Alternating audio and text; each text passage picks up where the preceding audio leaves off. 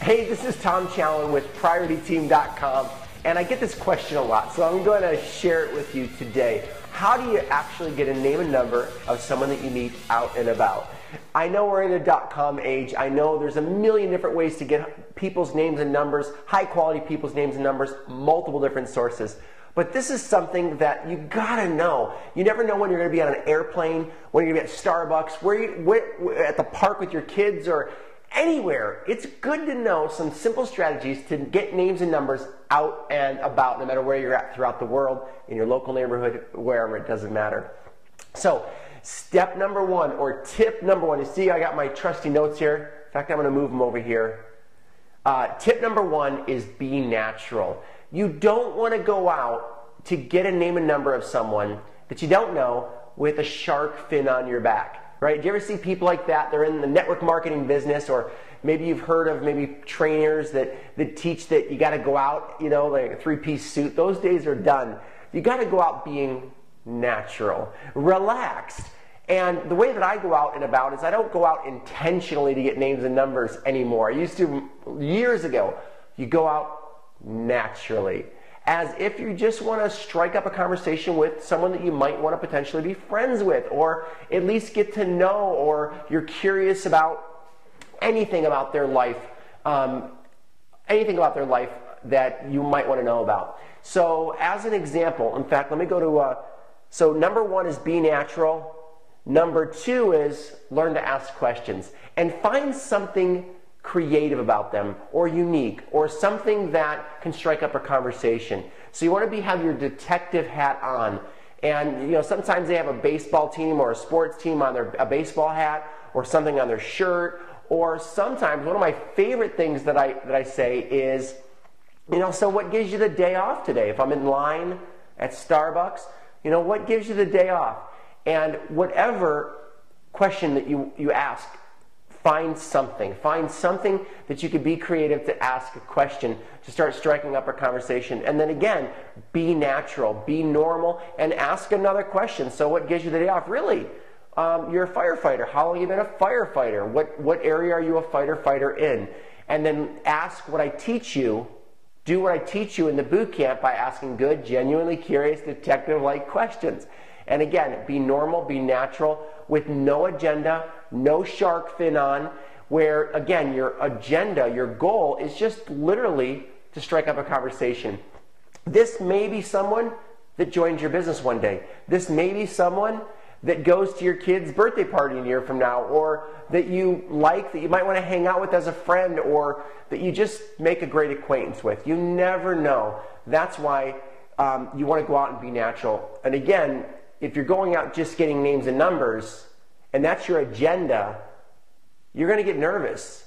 You're going to have more fear of, oh my gosh, what are they going to think? What if they're not interested in my business? I never think that way, because I'm just going out and just meeting people and striking up conversation, getting to know them, asking questions, and then when it comes to the next step of, okay, this person's really nice. This is someone that I would really like to genuinely, potentially connect with, either as friends or someone that I might want to partner with in my home-based business. I'll say something like this. I'll say, you know, I couldn't help but notice you've got really good people skills, or, you know, I couldn't help but notice that you said that you have a lot of time off of your current job right now, or I couldn't help but notice something that you did notice, and let them know that you're expanding a business in the area and you're looking for people. Let me give you my name and number. Okay, so I'm always like this. In fact, let me just do it right now.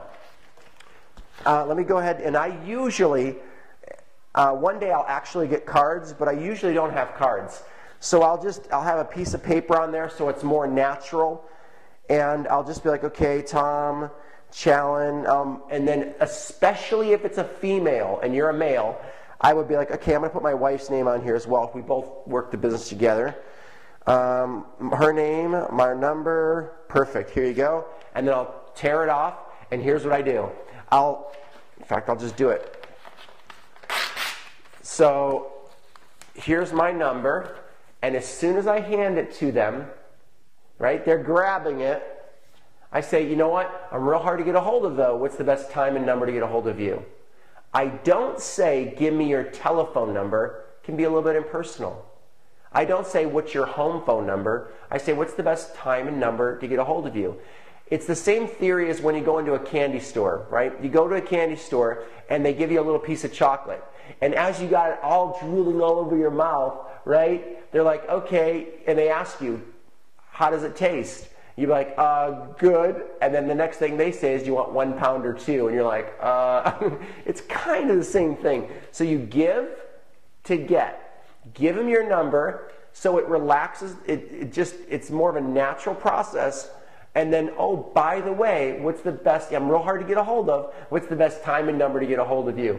And when you do it like riding a bike, when you're natural, when you don't have the shark fin on, when you do it relaxed, when you're doing it with no agenda, when you're doing it literally just to make conversation, potentially create a new relationship, a new friendship, and who knows, they might just join your business as well. I have, in fact, it's so funny, I have, the guy who just cut my hair, I don't know if you can see this, but John just moved from California to Texas. He cut my hair. I mean, I get names and, this guy, I didn't plan on doing this, by the way. Reginald Johnson.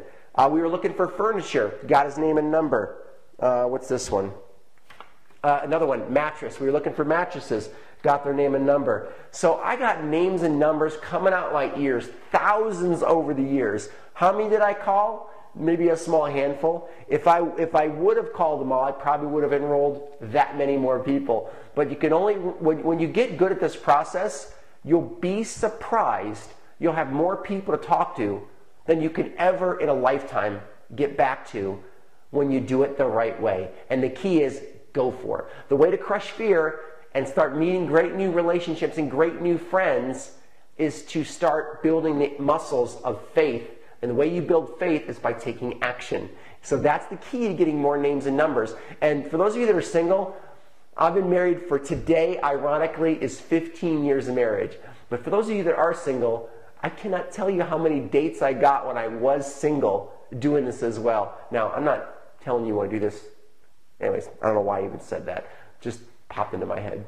So anyways, I pray that these tips will help you in getting more names and numbers and take away all the excuses of, I don't have anybody to talk to, because there's millions and millions of great people that you can connect with.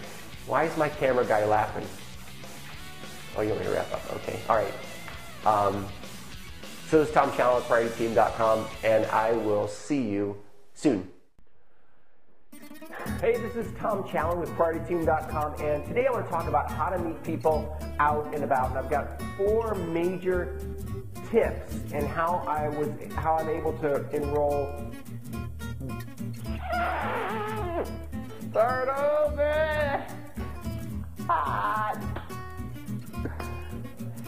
Are you ready to go do this all over again? I don't know how you have the patience to have me do video.